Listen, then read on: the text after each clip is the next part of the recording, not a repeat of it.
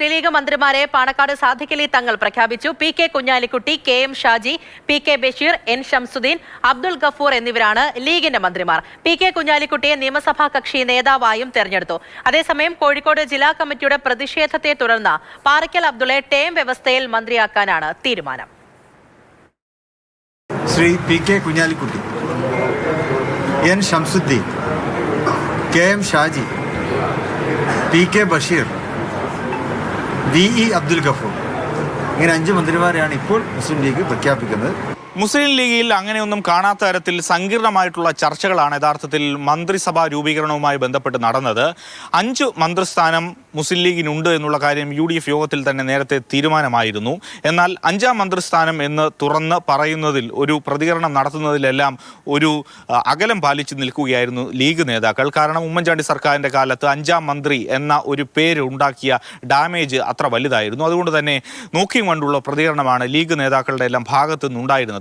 5ാം മന്ത്രിസ്ഥാനം ഉണ്ടോ എന്നുള്ള ചോദ്യമൊക്കെ ചോദിക്കുമ്പോൾ അതിനെ ഒന്ന് മയപ്പെടുത്തിയുള്ള മറുപടികളാണ് ലീഗ് നേതാക്കളുടെ എല്ലാം ഭാഗത്തു നിന്നും ഉണ്ടായിരുന്നത്. നേരത്തെ നമ്മൾ സൂചിപ്പിച്ചതുപോലെ തന്നെ P K Kunhalikutty, N Shamsuddin, P K Basheer, K N Shaji, Abdul Gafoor എന്നീ 5 പേരെയാണ് മന്ത്രിസ്ഥാനത്തേക്ക് ഇപ്പോൾ തീരുമാനിച്ചിരിക്കുന്നത്. ഒപ്പം തന്നെ വലിയ തരത്തിലുള്ള ഒരു പ്രതിഷേധം ഉയർന്നു വന്നിരുന്നു. അതൊന്ന് പി കെ ബഷീറിൻ്റെ ഭാഗത്തു നിന്നായിരുന്നു. രാവിലെ ഏതായാലും ഈ ലീഗിൻ്റെ പാർലമെൻ്ററി യോഗത്തിൽ പങ്കെടുക്കാൻ പി കെ ബഷീർ വന്നപ്പോൾ അദ്ദേഹത്തിൻ്റെ മുഖത്ത് ആ ഒരു കടുപ്പം പ്രകടമായിരുന്നു. എന്നാൽ തിരിച്ച് ആ യോഗം കഴിഞ്ഞ് ഇറങ്ങുമ്പോൾ ബഷീറിൻ്റെ മുഖം തെളിഞ്ഞ് നിന്ന ഒരു സ്ഥിതിയായിരുന്നു ഉണ്ടായിരുന്നത്.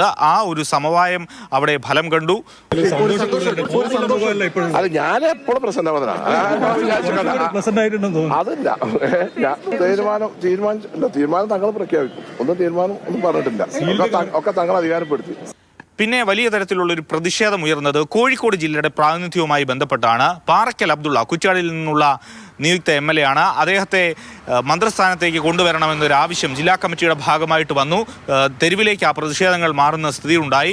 എന്നാൽ അവിടെയും ലീഗ് നേതൃത്വം എടുത്തിരിക്കുന്ന ഒരു തീരുമാനം സമീപകാലത്തൊന്നും തന്നെ കണ്ടിട്ടില്ലാത്ത തരത്തിൽ ഒരു ടേം വ്യവസ്ഥ വെച്ചുകൊണ്ടാണ് ആ പ്രശ്നത്തിന് ഒരു പരിഹാരം കാണുന്നത്. ഈ 2.5 വർഷത്തിന് ശേഷം ഇപ്പോൾ തിരഞ്ഞെടുത്തിരിക്കുന്ന മന്ത്രിമാരെ ആരെങ്കിലും മാറ്റിയതിനു ശേഷം ഒരു പുനഃസംഘടന നടത്തിക്കൊണ്ട് പാറയ്ക്കൽ അബ്ദുള്ളയ്ക്ക് മന്ത്രിസ്ഥാനം നൽകുമെന്നുള്ളതാണ് സാദിഖ് അലി തങ്ങൾ വ്യക്തമാക്കുന്നത്.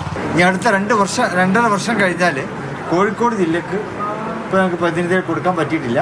അപ്പോൾ അടുത്ത 2.5 വർഷം കഴിഞ്ഞാൽ കോഴിക്കോട് ജില്ലയിലേക്ക് മുസ്ലിം ലീഗിൻ്റെ ഒരു മന്ത്രി ഉണ്ടാകും. അത് ശ്രീ പാറയ്ക്കൽ അബ്ദുള്ള ആയിരിക്കും എന്നുകൂടി ഇവിടെ അറിയിക്കും.